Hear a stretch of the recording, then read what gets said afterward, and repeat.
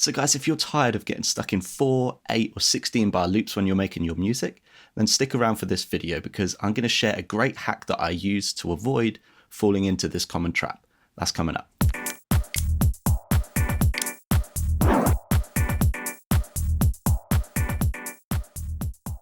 Hey, how's it going guys? It's John Holt here with The Audio Journey, helping make music production accessible to all. And here on this channel, what I do is a variety of music production tutorials, mainly focused towards beginners and beyond. So if that's something that you might be interested in, then definitely consider subscribing. So for this demonstration, I'm going to be using Ableton Live 9, and it doesn't matter what DAW you're working in, the same principle is going to apply as long as you can create audio and MIDI tracks, which you can do in pretty much any DAW. So let's jump into Ableton and check it out.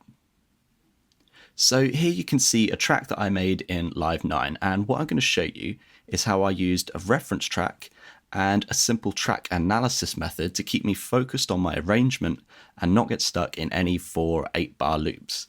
Now, I'll state that this is something that I'm still developing as a method. It's not going to work for everyone in every situation, but I think the basic idea of it should be really helpful to you, especially if you're just getting started or you really want to be productive with your music and stop getting stuck in these loops. Now, the first thing I did wasn't create a drum pattern, a bass line, a chord progression, or anything like that. I picked out a reference track. Now, for those of you that don't know, a reference track is pretty much what it says on the tin. It's a professional track that you look up to and you like, which you'll be using throughout the making of your own song to flick back to, get inspiration and ideas from. And also when we come to mix, you're going to use the reference track to compare levels, EQ, effects, and other elements in the track. Now, the reason that this was so helpful was because generally you know what kind of genre you want to make. So you can pick a reference track that sits within that genre, and it gives you a really good example to work towards. Now, the next thing that I did is I made sure I had my reference track as an audio file. So grab it from iTunes, Beatport, wherever you tend to get your music. And then I loaded an empty audio track, which is this top one that you see here. And I put the reference track in there. The track is Bontan, Move On Out. I'm going to rename this ref track. Then the next thing that I did was I Googled the BPM or beats per minute of the track and set the project of Ableton, just up here in the top left, to that same BPM so that when we're making these MIDI clips, everything's going to stay really nice and tight and in time. Now, the next thing that I did, as you can see below, I went to work plotting out the arrangement of the track using empty MIDI tracks and clips. So here's how I go about doing this. I created different categories in which I was going to analyze the song, and this is going to depend on your reference track and your level of experience, but here's a good place to start. Drums, fills, bass, vocals, synths, automation, risers, and effects. Now, if you're more advanced, you might want to break these layers down, add some more automation sections. You do what you need to do here, but this is how we're going to deconstruct the arrangement of your reference track. And what we're aiming for here is a set of MIDI clips spanning the length of this track, which you can see below the reference track that I've got in here. And what they're going to do is tell us what each section of the song is doing at any point in those categories that we've just made. So let's have a look at how I did the first couple sections of this song. I'm not going to go through it all because it's quite detailed, but it's going to give you a good idea of how I started. So let's have a listen to the reference track.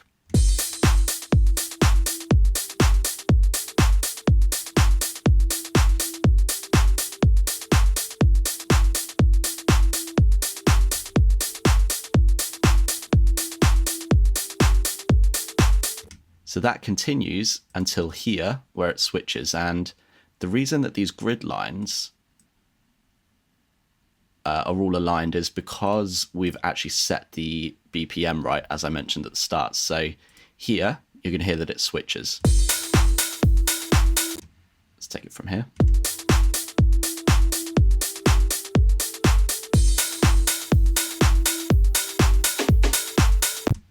There we go. So it switches up from here to here. So for this first section, I'll get rid of these and just show you how I did that. I highlight this section and do Command Shift M, which creates a new MIDI clip. And I'm going to rename them just to sort of color OCD thing. And then what I'm going to do is name this clip intro drums, because that's where the basic stuff was happening. It wasn't as complex a drum pattern. And then here, there were more sort of filled out drums. And I know from listening to the track, which you should do a couple of times before you start this, that these are the main drums that sort of carry on throughout the song. So I renamed these core drums. Throughout all of this first section, you can hear that synth playing a 3-chord pattern in the background, which I've called whine. Now just have another listen to that.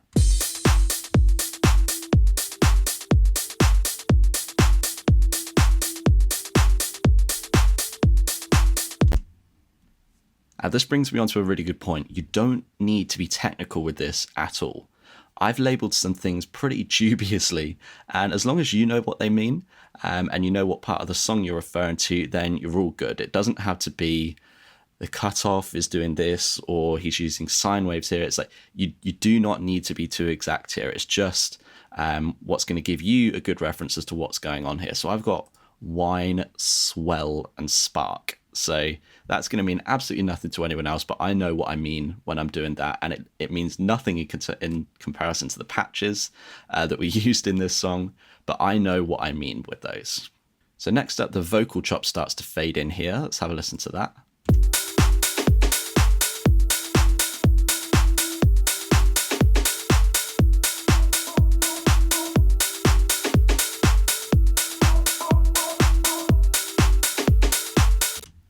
And also, you can hear that in comparison of this section to this section, there are less low frequencies. So there's a high pass, letting the high frequencies pass, filter coming on. So let's listen to that section. And then that section. So yeah, you can hear essentially the bass is gradually being taken out, and that's what I've put on here. Doesn't matter if you don't know the technical terms. You could just say, you could label that less bass if you wanted to. So that's not important. As I say, the technical terms aren't important, but it's good to get an idea of how it's flowing. And that's how I approach the first couple sections. Now, I can't express clearly enough to you how incredibly worthwhile this is, because the end result is going to be a speedy production process which doesn't grind to a halt with an 8-bar loop. Now, if you're questioning this in terms of how authentic your track's going to be, whether it's stealing, copying, or straight up theft, then that's fair enough. However, there are countless tracks, especially in dance music, that have the same song structure. The difference comes a little bit later on when we start building your own elements in. Once you have this reference track all mapped out, what you have is a framework for the arrangement of your track. You use this to make your own song by making your own version of each of the elements that you've mapped out. I'll repeat that. The way that you're going to use this to make your own song is by making your own version of each of the elements that you've just mapped out. I tend to flick back to the session view for this and start with the drums and make different drum patterns and sort them into scenes. So let's have a look at that. You can see this scene, which a scene is kind of like a row would be in Microsoft Excel. Let's play that, and you're going to hear it's just the intro drums. Whoops, still got the reference track playing.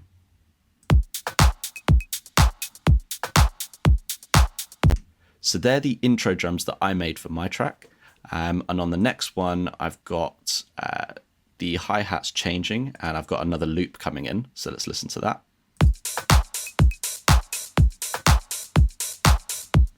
Back to the intro one. Back to the new one. Then for the synths, I found something that I liked in Ableton's built-in sounds just over here. Either under ambient and evolving or synth miscellaneous. I can't remember where it was. But yeah, it came from Ableton. It was a stock sound. And then I just created a 4-chord pattern, which I wanted to use in my song. Now, this final section that I've just described is where your uniqueness as a producer comes through. You're not copying their sounds, their presets, their programming, or their samples. You're just using the framework of how they've laid out their track to help you lay out the elements that you're going to make yourself. Now, another point that I'll stress here is that I tend not to focus on automation until everything else is in the track and laid out, which you'll find is really hard to do. but you have to resist it. It's like resisting the urge to scratch an itch. You can do it, I promise you. Once you have the bare bones of everything laid out in the arrangement view, then you can start adding automation and risers and stuff, but I would avoid doing so until you have finished this first stage, because you really can get bogged down in it, and it's going to put a halt to your sort of creativity and your workflow. Now, what you might be wondering is how you can quickly flick between the reference track and your track when you're in this section, and the answer is key mapping. So what you can do is press Command K or Control K on a PC, and what you can see is that these have all turned sort of red. A few of the elements up here. You can also turn this on by clicking key just here, turn it on and off. And what you're going to do is we want to be able to control the solo on the reference track. So I clicked on that and I pressed number 1 on my keyboard, and you can see there's a little 1 over the top there. So now you come out of key mapping mode, and when I press 1, the solo comes on the reference track. And then make sure the reference track is muted, which is what I've had it for the whole time. And what you're going to find is that when I'm playing, I press 1 and the reference track is soloed. We can just hear the reference track, but as soon as I press 1 again, it's going to flip back to my track and the reference track will be muted. So I'm going to play the reference track again, and then I'm going to press 1, and you'll see that it switches back.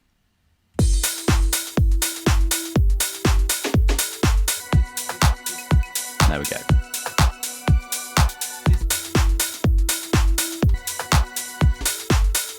A really quick and simple way to flick between them. If you do have any questions about this, then let me know. And if you're interested in a project file download of a completed track like this with examples, then comment down below. And if enough people do, then I'll get that done for you guys.